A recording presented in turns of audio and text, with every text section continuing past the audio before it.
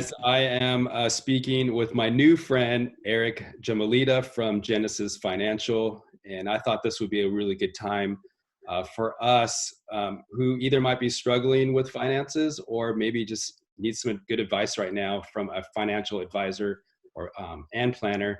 So Eric, man, thanks for your time. And it's good to see you. My pleasure, James. Thanks for having me on. Yeah, you got it. Hey, Eric, give us just a brief history of yourself and of your company, Genesis Financial. Well, originally I'm raised by two lower middle income family, actually parents over in New York City. I grew up in Manhattan, and then I ended up moving out to California when I was about 14, ready to go to high school. Both my mom and dad have music degrees from Queens College where they met.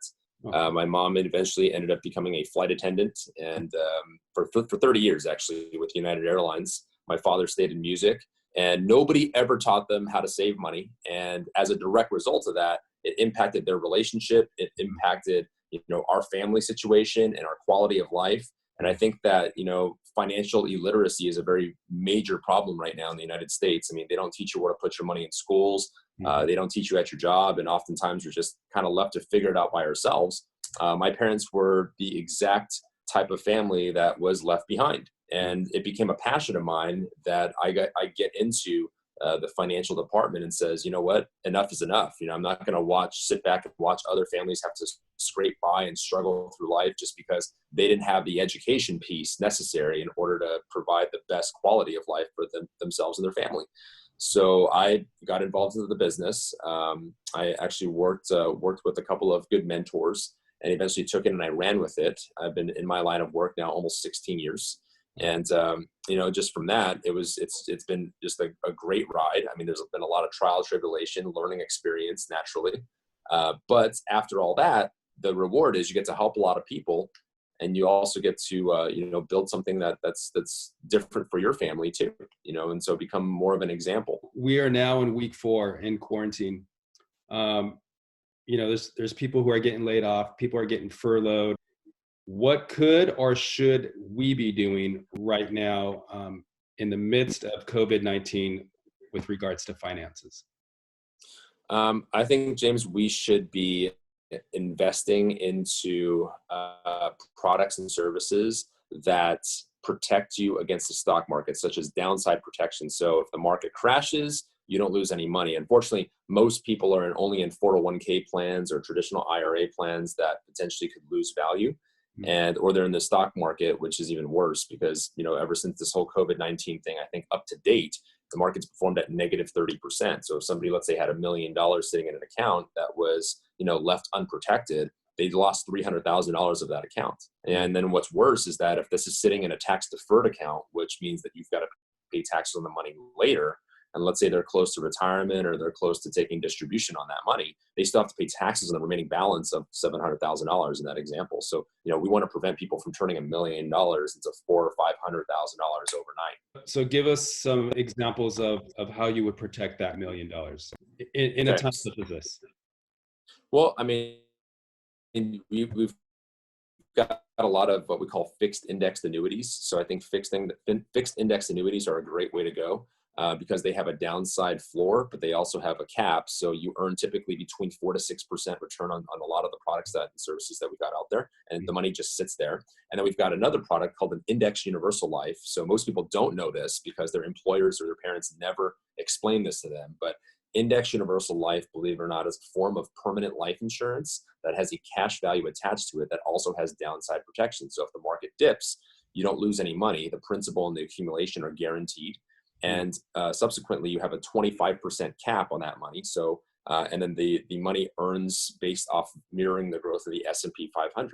So if you contribute to this type of fund, you're averaging on, basically you're going to average about 7 to 9% on any given, 10 to 20 year period. Because if you take a look at the S&P 500 over the last any 20 year period, it's going to average between 8 to 9%. So people can compound their money. And the best part about that is when you would take distribution, it's tax free because it's insurance. So there's a lot of loopholes that people don't know about that they need to know about. And it's a big game changer. The script that we're talking about is people who have money invested, have 401ks, are able to save. They've prepared for this time, more or Sure. less. Now I want to talk about the other group where they're living paycheck to paycheck. They just got laid off. They got furloughed. They're depending on the government right now for that one check that's supposed to be coming out or I think yesterday they started mailing those out. Um, can you address that group and kind of give them some advice, what they can be doing during this time? Absolutely, absolutely. Well, I mean, first of all, it's terrible when you get furloughed or you get laid off. I mean, my heart goes out to those people because it's very difficult to show up to work every single day, and then one day the rug gets swept out from under you.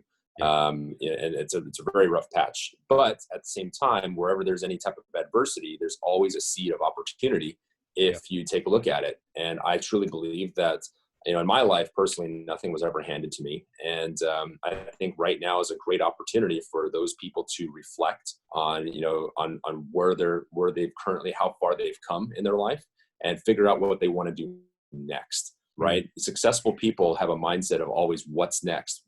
They live life with anticipation. They don't go and just surrender to the moment. Mm. And I think that it's so important for us to go seek out a new skill. Maybe go take a look at a new trade, take a look at starting a small business, and come out of this COVID-19, ready for the future, and maybe with a little bit more self-realization that, you were meant for something greater than what your occupation is. Because the truth is, if this COVID-19 has taught us anything, is that there is no such thing as job security, right? People always go, I want job security. Well, your job is only about as secure until you get laid off or furloughed, right? Mm-hmm. And then money is not everything, right? That's what people always say. Yeah, money isn't everything until you need it. And then it becomes everything all of a sudden. Yeah. And so I think that we need to put ourselves in a position where money is no longer a challenge. So one of the things that, I want to say is our business is up 250% since this whole COVID-19 started, because everybody needs finance. Everybody's looking for insurance right now to qualify. Everybody's looking to protect their money. So, the truth is that, finance is a great opportunity for somebody who, by the way, you don't need any financial experience to get started. All you got to do is take the first step. Yeah, that's great. So let me ask you one last question, or probably a couple of questions. The stimulus check that some of us, not all of us, are going to be receiving from the government. I think it's like $1,200. Do you advise them to save that, invest it, or spend it? Okay, well, I think as a financial advisor, I don't know if I'd tell them to spend it, James, but I would tell them to save it. If it's at all possible, I would tell them to save that money. I think that it's not the $1,200 that's important. It's the habit that you build by saving money, right? I think that so many people, the reason why they end up where they're at in life has little to nothing to do with the actual circumstance itself.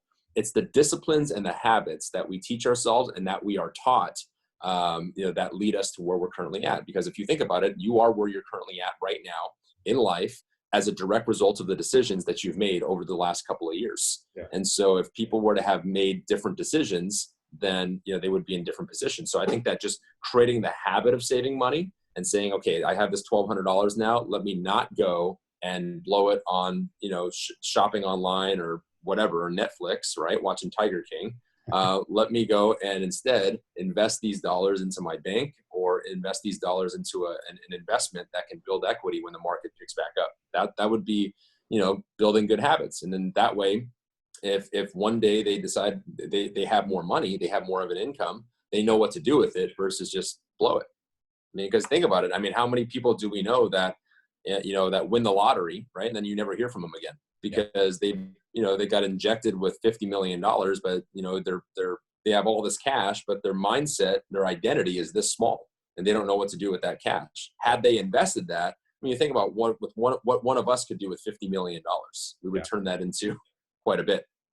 So it's just habits. Yeah, definitely. I mean, and then you hear that from the pro players too, right? So many pro players who've made $50 million, Mike Tyson, who's made, $100 million over his life. Allen Iverson. Right. Exactly. I mean, there's probably story after story after story of these people not being able to manage or really getting the proper advice.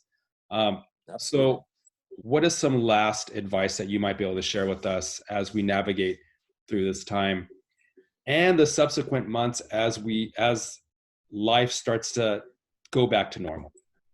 Well, I mean, I would say you need to build momentum in your life. I think that's one of the key words is nothing makes you feel more alive and, more focused and more positive than, getting in a peak state, right? I think that you should be, working out. I think you should get into a routine, Yeah. a daily routine that doesn't involve Netflix, that doesn't involve just sitting around on the couch and eating potato chips or whatnot, or going out there with the masses and, killing each other for toilet paper, right? I think that it's important that we get ourselves into a routine that benefits us from a variety of ways, right? I like to cover some F words. My favorite words in life, James, are F words, believe it or not.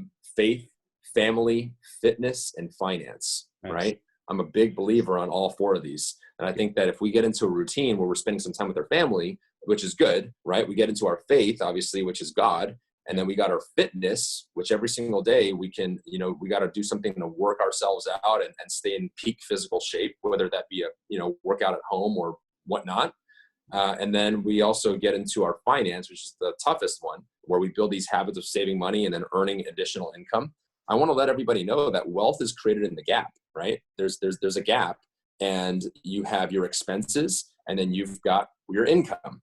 And you got to raise your income, and you've got to lower your expenses, and that wealth is going to be created right in here. And I think that anybody can do it, whether they start at $50 a month or $100 a month, $200 a month. Anybody can do it. They just have to make the decision to do it. And that's the toughest thing to do, is make the decision and stick with it. So that's what I would advise people to do, is build momentum in their lives so they come out of this COVID-19 just ready to take off and rock and roll. Oh man, that's great advice. Before we end, where can people find you? Instagram. So Instagram is probably the best way, at Eric Jemielita. And I really appreciate your time, and thanks for sharing really sound great advice for all of us to take with us. Thank you, James. I appreciate it, man. We'll talk soon.